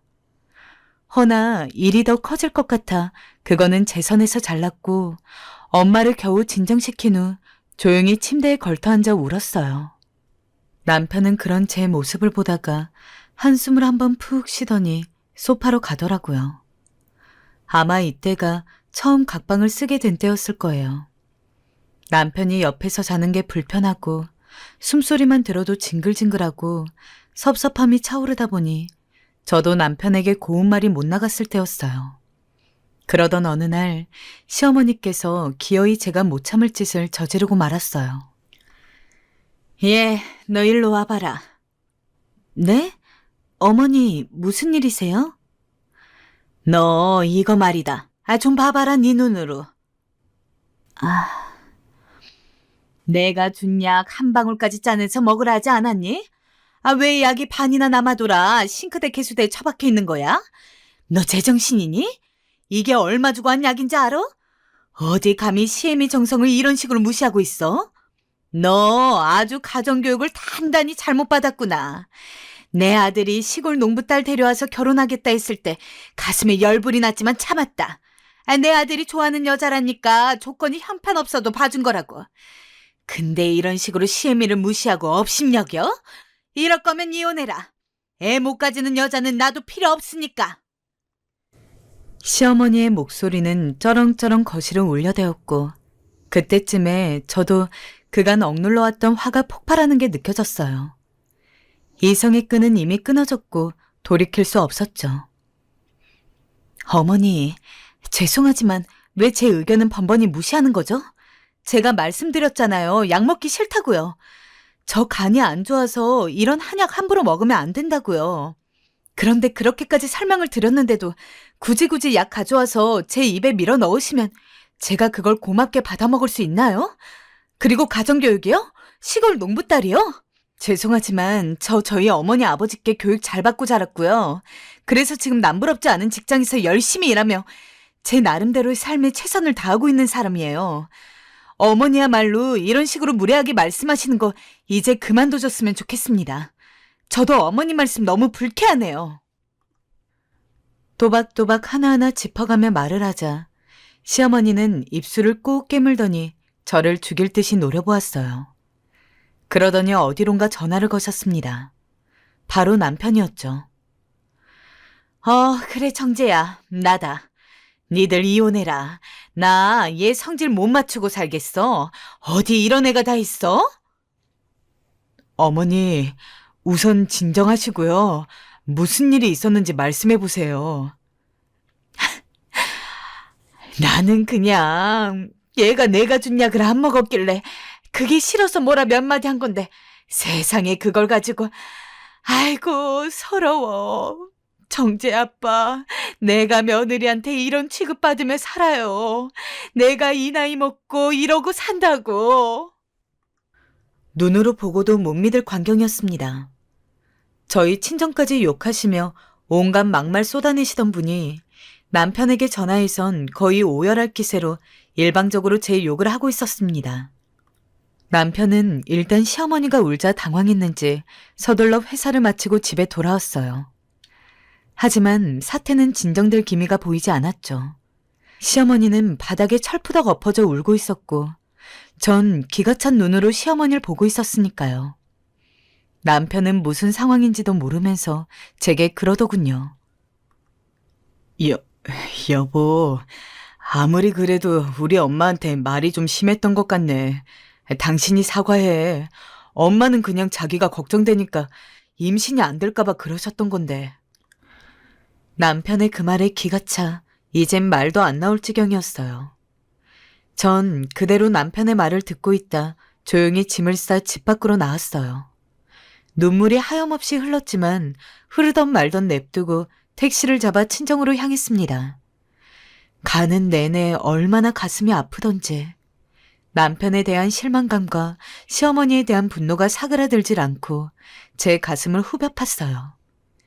남편은 저를 연애할 때부터 무척 사랑해주곤 했습니다. 특히나 저를 이렇게 어여뻐해주는 데는 그 사랑 안엔 조금의 연민도 있었어요. 저는 가난한 집에서 태어나 어렸을 때부터 온갖 일을 하느라 손이 부르트지 않는 날이 없었어요. 남들이 대학 간다고 공부할 때 저는 엄마가 운영하시는 식당 부엌에서 감자를 깎았고 쓰레기를 치웠고 대학에 합격하고 서울에 올라와서도 형편이 좋지 않아 아는 이모 집에 얹혀 살면서 눈칫밥을 얻어먹었죠. 이모는 제가 살던 집에 비하면 뭐 하나 부족한 것 없이 으리으리한 집에 살면서도 제게 주는 모든 것을 아까워했어요. 이모는 입버릇처럼 말했어요. 내가 너한테 먹을 것도 자는 것도 제공해 주는데 어쩜 넌 나한테 뭐 하나 주는 게 없니? 아니 눈치라는 게 있으면 가서 밥도 좀 짓고 빨래도 하고 해야 할 거 아니야. 하숙하는 주제에 아무것도 안 하려 들면 되겠니?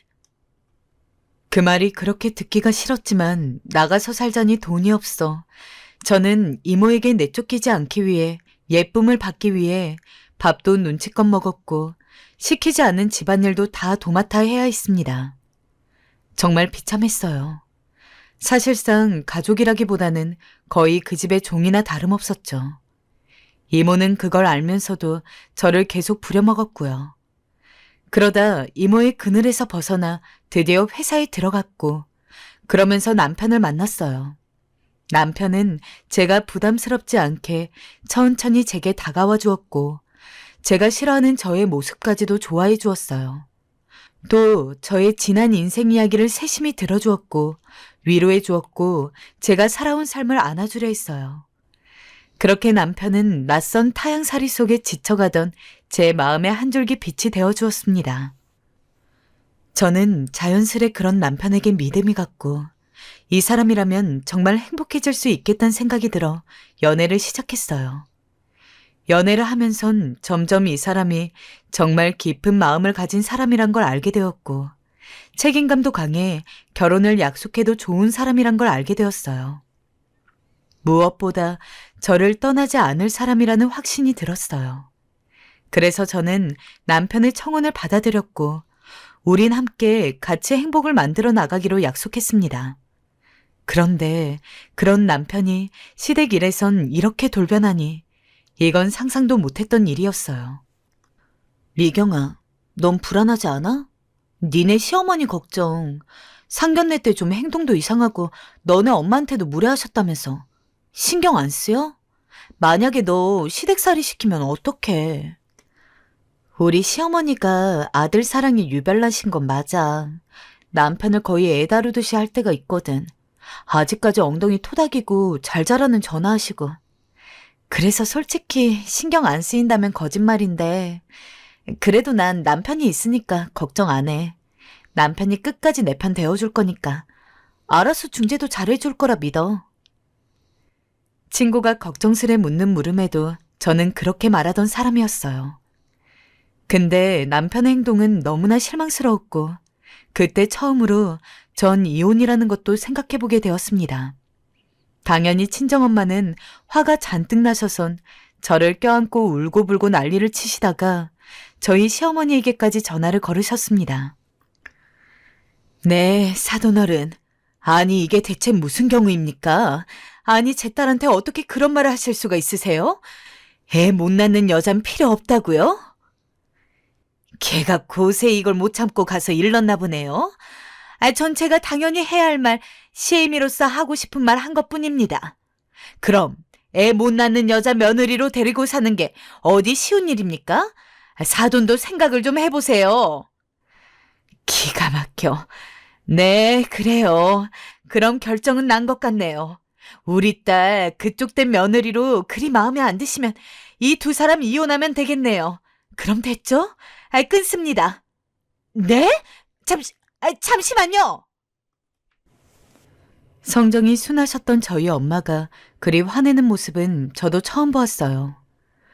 엄마는 저런 사람들이 다 있냐며 저보다 더 속상해하시고 눈물도 더 많이 흘리셨습니다. 자식으로서 참 못할 짓 한다는 생각이 들더라고요. 엄마, 미안해. 내가 행복하게 잘 살았어야 하는데. 아니야, 왜 그런 말을 해. 너 잘못한 거 하나 없어. 그냥 이혼하고 새삼 살자. 엄마도 더 이상 두고 볼 수 없겠어. 우리 귀한 딸 그렇게 대접하는 집안은 받아주고 싶지가 않아. 엄마가 미안하다. 엄마가. 하지만 역시 제가 이렇게 세게 나오니 예상했던 일이 시작되더군요. 일단 저희 남편이 친정으로 찾아온 거였어요. 남편은 무릎을 꿇고 용서를 빌었습니다. 장모님께 죄송하다고, 뵐 면목이 없다고, 그리고 저에게도 미안하다고요. 어머니도 반성 많이 하고 있으니 돌아오면 다시 스트레스 받지 않게 해주겠다고 하는데 남편의 말이 들리지도 않았습니다. 미안하지만 우린 여기까지인 것 같아. 여기까지가 우리 한계야. 서류 작성해서 보내줘.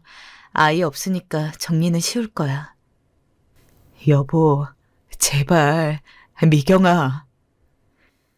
전 남편을 보내고 그리 굳게 마음을 먹으며 이혼을 준비했어요. 하지만 결정적으로 제가 남편과의 이혼을 못하게 될 일이 벌어졌습니다. 바로 제가 임신을 한 것이었어요. 계획한 일은 아니었지만 어느 날 선물처럼 생긴 일이었죠.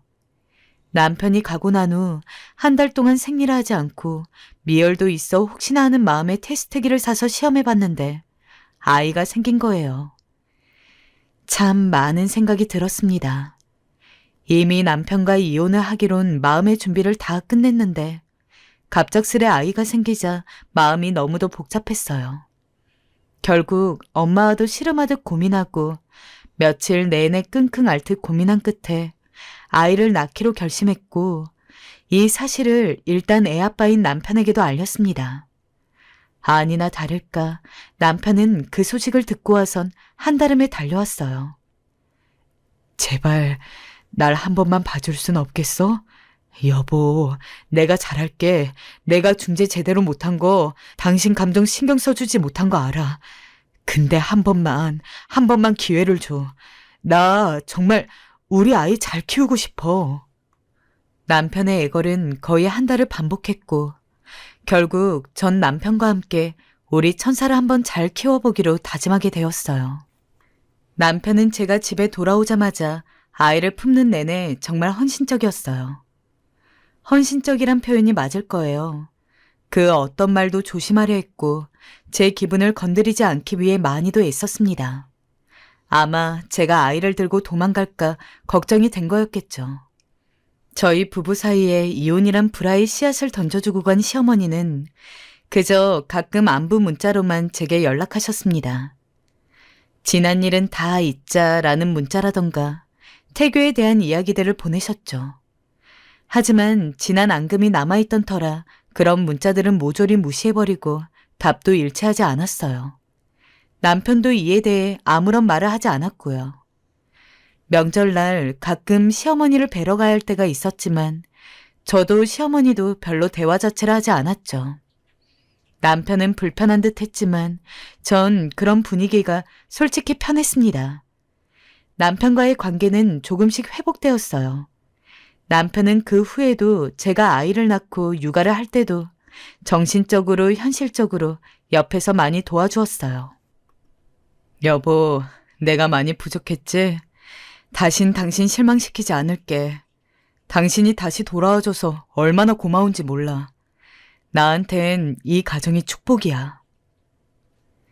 솔직한 심정으로 이런 남편의 말을 듣고 있으면 다시 믿고 싶어지더라고요. 그간 시어머니 때문에 대면대면 했던 것도 풀리고 아무래도 한 집에서 아이를 키우고 생활을 하다 보니 다시 가족이란 울타리로 엮이는 것 같고요. 어쨌든 저를 배려해 주었던 남편 덕분에 저는 산후 우울증도 겪지 않았습니다. 그런데 문제는 아이를 낳고 2년 뒤였어요. 제가 어느 정도 육아에 조금씩 익숙해질 무렵이었죠. 저희의 결혼 생활은 저희 시어머니가 저희가 사는 동네로 이사 오면서 다시 어긋나기 시작했어요.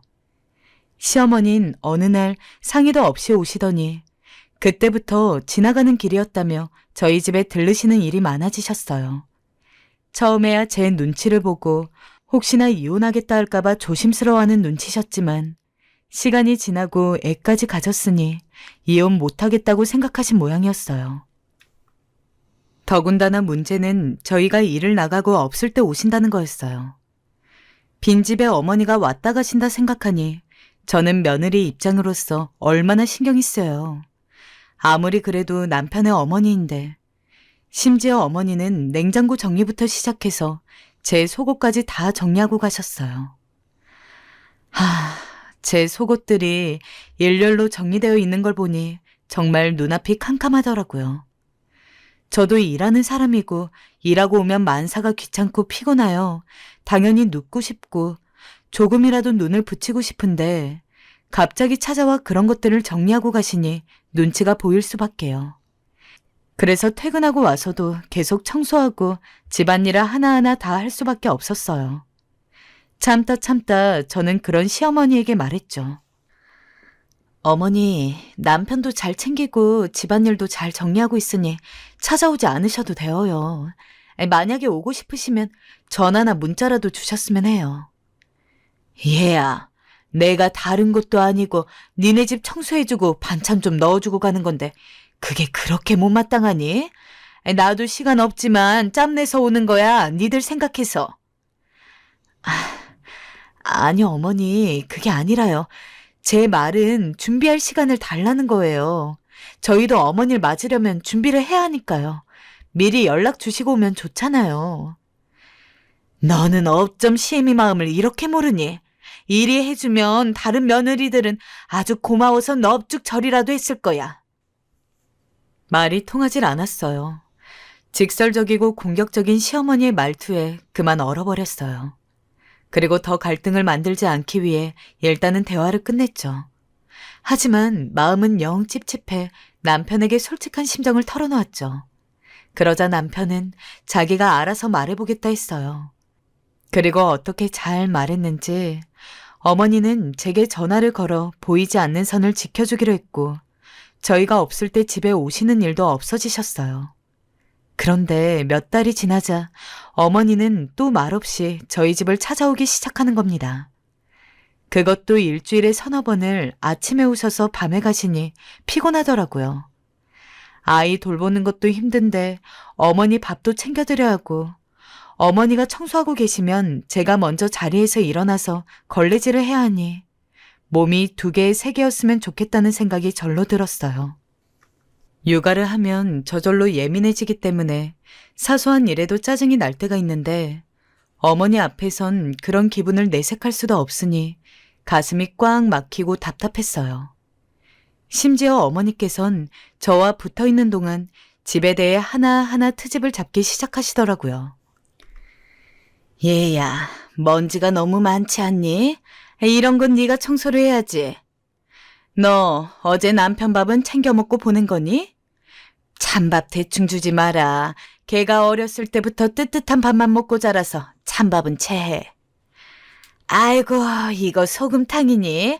아이, 너무 짜다 짜. 짜게 먹으면 몸에 안 좋아. 정말 잔소리도 그런 잔소리가 없더라고요. 애는 울어대지 어머니는 입을 다무시지 않으시지. 미쳐버릴 것 같았어요. 정말 하루에도 12번씩 집을 뛰쳐나가고 싶었습니다. 갑자기 불현듯 이혼하고 싶었던 그때 생각이 확 나더라고요. 또 그때로 되돌아간 건가 싶고 도돌이표 같아서 머리가 지끈지끈 아파왔습니다. 하지만 다행히 어머니의 방패막이 되어준 건 남편이었어요. 남편이 제가 하루하루 육아에 시달려가면서 자기 어머니 때문에 또 힘들어하고 있다는 걸 눈치채곤 저를 대신해 어머니께 집에 오지 말아달라 했거든요.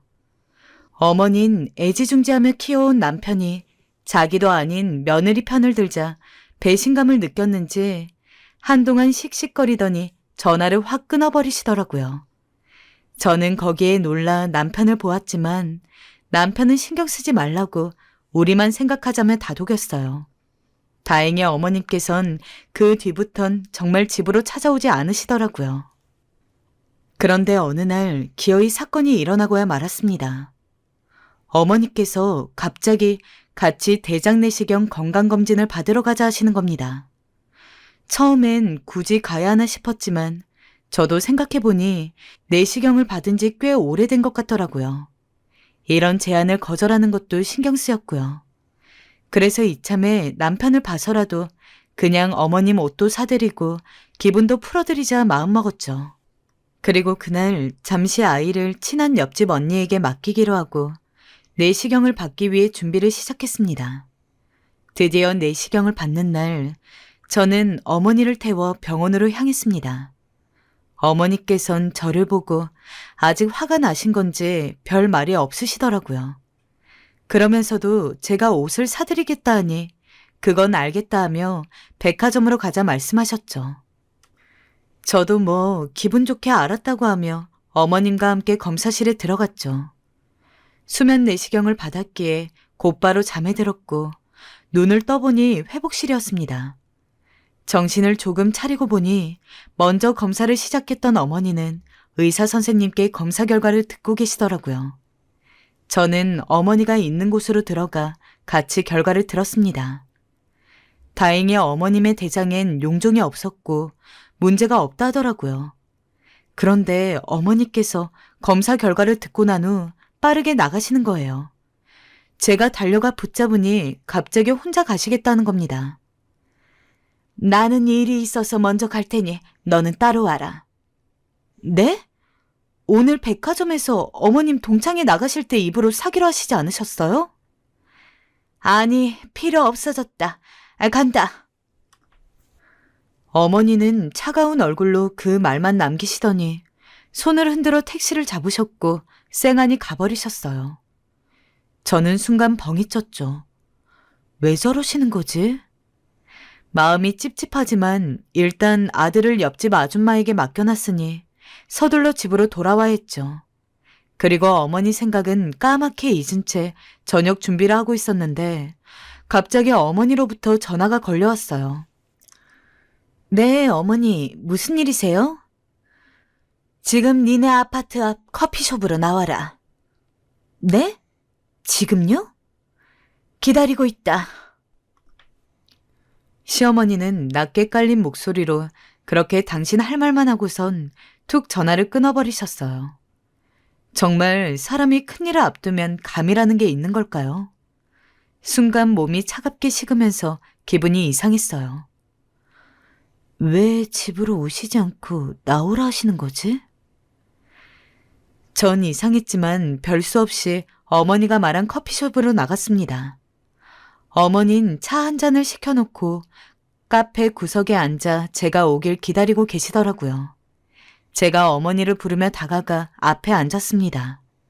그러자 어머니께선 저를 차가운 눈으로 보시더니 대뜸 지금 생각해도 충격적인 말을 꺼내셨습니다. 이혼해라. 네? 바로 이혼해라라는 네 글자였죠. 우리 아들이랑 이혼하라고. 그게 무슨 말씀이에요? 너무 당황하여 얼굴까지 벌개졌어요. 갑자기 의자에 앉자마자 이혼이라니.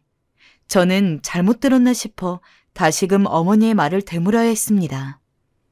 그러자 어머닌 또박또박 제게 한 번 더 이혼이라는 단어를 다시 발음하시더군요. 그리고 어머니께서 내뱉은 말은 가히 충격적이었어요. 정우가 누구니? 네? 저는 눈만 뻐끔뻐끔 뜬 채 어머니를 바라보았죠. 정우를 어떻게? 제 말에 어머니는 가소롭다는 듯 입꼬리를 올려 웃으셨어요. 그리고 말하셨죠. 네가 애타게 찾더구나. 정우는 사실 제가 5년간 만났던 제 첫사랑이자 마지막 사랑이 될 줄 알았던 애인이었어요. 서로를 미치도록 사랑했고 젊은 시절 그저 하얀 순수와 뜨거운 열정으로 만났던 남자였지만 유학을 가면서 헤어진 사람이었죠. 그런데 어머니 입에서 정우란 말이 나오니 정말 온몸에 오소소 소름이 돋더라고요. 어머니는 날선 목소리로 마저 말을 이으셨어요. 네가 사귀었던 남자 맞지? 네가 회복실에서 그의 이름을 그리 부르더구나. 그러면서 말하더구나. 보고 싶다고, 사랑한다고. 세상에, 내가 그렇게 얘기했다고? 저는 피가 날 정도로 입술을 꾹 깨물었어요. 그제야 어머님의 모든 행동이 이해가 됐어요. 어머님이 왜 내시경이 끝나고 혼자 집에 가신 건지, 그리고 왜 그렇게 내게 차가웠던 건지, 내시경을 할 때 마취가 덜 풀린 상태에서 저도 모르게 정우의 이름을 불렀고 그런 말들을 한 걸 어머니께서 옆에서 다 듣고 계셨던 거죠. 어머니의 노기 어린 음성이 다시금 저를 콕콕 찔렀습니다. 난 내 아들에게 상처 줄 수도 없다. 엄이라는 게 그래. 그러니 네가 먼저 정리해줬으면 좋겠다. 아무리 네가 내 손주의 엄마여도 정리할 건 해야지. 그렇지 않겠니? 어머니. 전 어머니를 부르다 잠시 고개를 떨구었어요. 생각을 해야 했죠. 이 상황을 어떻게 해결할 건지. 왜냐하면 제가 사랑하는 건 정우가 아니라 지금의 남편임이 분명하고 이 가정을 포기하고 싶지 않으니까요. 차라리 모르는 남자였다고 잡아댈 수도 있었지만 그러고 싶지도 않았고 그렇기엔 제가 한 말의 무게도 컸다고 여겼어요. 먼저 전 정우와 제가 어떤 관계였고 지금은 어떤 관계인지 명확하고 또 솔직하게 말씀드려야겠다고 생각했어요. 그리고 떨지 않으려 애쓰며 대화를 시작했습니다. 정우는 전 남자친구예요. 20살 때 만났고 정말 많이 좋아했어요. 그치만 정우와 헤어진 지는 이미 10년이 되었어요. 그 후 한 번도 연락을 하거나 한 적이 없어요. 제가 아마 내시경을 하면서 그렇게 말했던 건 저도 정말 기억이 안 나서 모르겠습니다. 왜 그런 말을 했는지. 하지만 어머니, 그 사람과 헤어진 건 이미 10년도 더 된 일이고 그 사람은 제 추억이지 현재가 아니에요. 어머니께서 충분히 오해하실 수 있는 상황이지만 제 말은 믿어주셨으면 합니다. 지금 저는 어머님께 솔직히 다 말씀드리고 있는 거예요. 그러자 어머니는 제 말을 다 듣고도 쉬이 표정을 풀지 않으셨어요. 저를 향한 날선 표정도 유지하셨고 저절로 마음이 불안해졌습니다. 그럼 그 남자랑 어디까지 갔니? 네? 갑자기 닥쳐온 질문에 저는 쇠망치로 얻어맞은 것처럼 정신이 없었어요. 할 거 다 한 사이냐고 물었다. 그건... 왜 대답을 못하니? 이럴 줄 알았다. 난 네가 이럴 줄 알았어. 너 그간 내 아들 뒤로 걔 만나고 있었지? 겁도 없는 건. 내 아들 홀려 결혼하고 지금껏 우리 정제 조정에 나랑 등지게 만들고. 내가 그런 짓을 일삼을 때부터 알아봤어. 근데 바람까지 펴? 네가 애라도 데리고 이혼할까 봐 그동안은 내가 네 비위 아주 잘 맞춰줬지. 네가 오지 말라 하면 안 오고 내내 거리면서 말이야. 그간 내가 아주 바보로 보였겠지? 난 그 수모 다 참았다.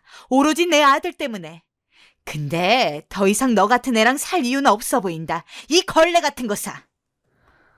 어머니의 막말은 또다시 그렇게 시작되었습니다. 어떻게 아이를 두고 그런 끔찍한 짓을 할 수 있니?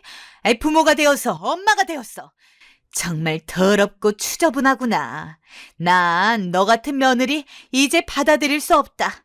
이건 100% 네 과실이니 아이는 내가 맡아 키울 거다. 어머니, 오해이시라니까요. 전 바람피지 않았어요. 네 얘기는 듣고 싶지 않다. 내가 그 꼴을 다 봤으면서 어떻게 널 믿고 우리 아들과 살게 내버려둘 수 있겠니? 난 안 된다. 너도 이제 내 심정 알겠지? 난 간다. 정리해라. 그 뒤로 시어머님 밖으로 나갔고 전 다급히 어머니를 부르며 커피숍 밖으로까지 뛰쳐나가 어머니 손을 붙잡았어요. 하지만 어머닌 제 팔을 밀치듯 떨쳐내곤 뚜벅뚜벅 혼자 걸어가셨어요. 그런 어머니의 뒷모습을 보는데 어처구니가 없기도 하고 이 상황을 어떻게 받아들여야 할지 모르겠더라고요. 사시나무처럼 온몸이 떨리고 눈물이 뚝뚝 흐르는데 도저히 어떻게 이 기분을 가라앉혀야 할지 몰랐어요. 그러면서 동시에 화도 났어요. 이게 내 잘못인가? 불륜을 저지른 것도 아닌데 마치 불륜녀 취급을 하며 헤어지라는 소리를 하는 시어머니가 미친 게 아닌가? 하지만 그런 생각들은 마음을 가라앉히는 데 도움이 되지 않았어요. 더군다나 저희 남편에게도 큰 결점이 하나 있었어요. 바로 질투가 좀 심하다는 거였어요. 의처증까지는 아니었지만 제가 옛날에 남직원과 어쩌다 회식이 길어져 밤 늦게까지 술을 마시면 그조차 싫어하여 자기가 꼭 데리러 와야 했어요. 또 제가 그냥 남자인 친구들과 단둘이 밥을 먹거나 술을 마시는 것도 좋아하지 않았고요. 예전에 저희 회사가 회식이 많고 술자리도 강요를 많이 하다 보니 어쩔 수 없이 술을 마셔야 할 때가 많았는데 그때마다 남편은 회사를 그만두라 난리를 피워댔죠. 이것뿐만이 아니었어요. 저의 과거 속 남자들에게도 질투를 하곤 했어요. 제가 남편을 만나기 전 잠시 몇 달간 만난 남자친구가 어쩌다 밤에 술을 먹고 제게 전화를 건 적이 있었는데 당시엔 남자친구였던 남편이 우연히 옆에 있다 그걸 보곤 왜 연락이 오냐고 둘이 무슨 사이냐며 불같이 화를 냈죠. 그때 저는 별 사이 아니라고 해명하기도 전 남편의 화내는 모습이 너무 당황스러워 밖으로 도망 나오듯 나가버렸고 절 믿어주지 않은 남편에게 화가 나 처음으로 헤어지자고 했어요. 그 정도로 질투가 심한 남편인데 이 일을 어떻게 받아들일지 걱정이 되더군요. 저는 울면서 곧바로 저희 친언니에게 전화를 해서 모든 얘기를 털어놓았어요. 늘 힘들 때마다 의지가 되었던 언니였기에 이번에도 언니는 제 말을 끝까지 다 들어주었습니다. 하지만 언니가 제 말을 다 듣더니 노발대발 난리가 나기 시작한 거예요. 시엄마 진짜 이상하다. 사람이 왜 그러냐. 내시경하다 그런 말 좀 할 수도 있지. 네가 무슨 불륜 저지른 것도 아니고 당장 그 집에서 나오라면서 안 나오면 자기가 쫓아간다는 말까지 했어요. 언니는 저와 나이 차이가 많이 나 절 키우다시피 했기 때문에 저에 대한 사랑이 많았어요. 제가 시어머니 때문에 스트레스 받았던 것도 다 알고 있었고요. 그래서인지 더 화가 나 저보고 당장 이혼하라는 말을 했어요. 저는 흥분한 언니를 가라앉히려 했지만 언니는 여기서 그치지 않고 고스란히 이걸 엄마에게 전해 결국 집안이 발칵 뒤집어졌죠. 근데 언니가 저에게 이런 말을 하더군요. 그런데 정말 네가 정우를 사랑한다는 얘기를 했다는 게 아무리 생각해도 이해가 안 돼. 아니, 사실 너가 정우랑 좋게 헤어진 것도 아니고 걔 얘기를 한 적도 없잖아. 내 말이 그 말이야.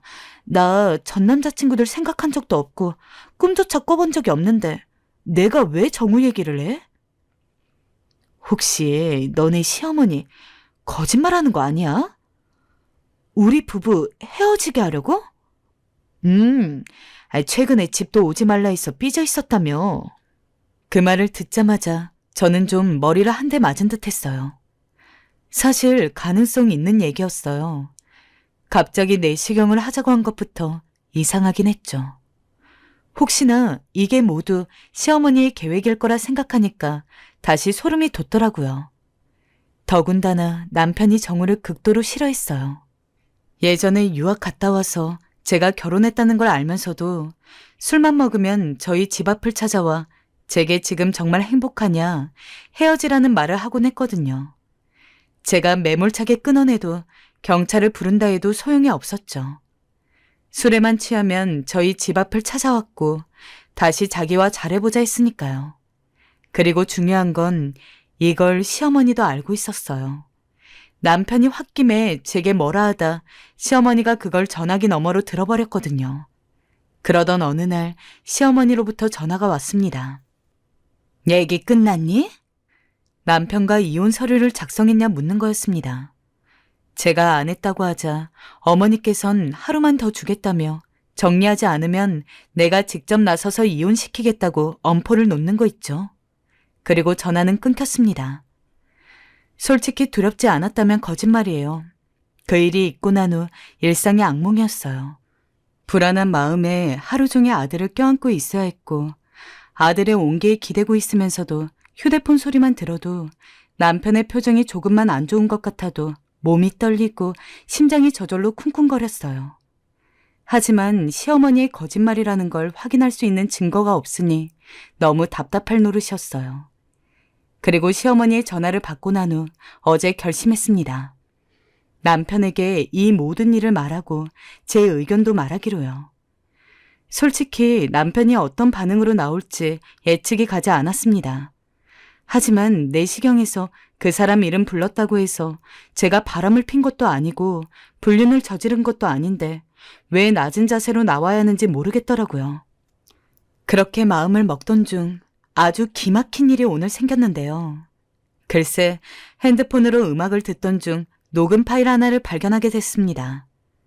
그 녹음 파일의 날짜와 시간을 확인해보니 세상에 대장 내시경 받고 난 후 회복실에 있었던 시간이더라고요.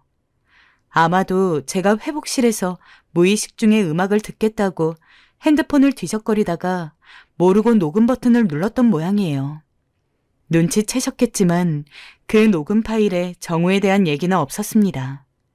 전 그 길로 당장 시어머니를 찾아갔고 녹음 파일을 다 들려주었어요.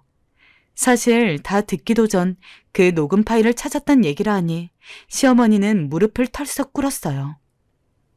너 이걸 어떻게...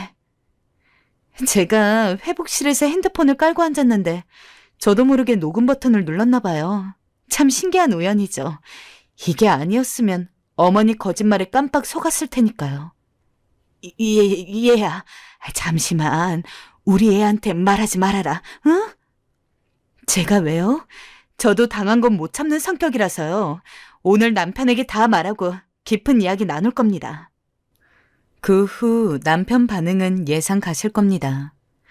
남편은 실망을 넘어 자기 엄마에게 충격을 받았고 당분간 시어머니와 왕래와 교류는 없을 듯합니다.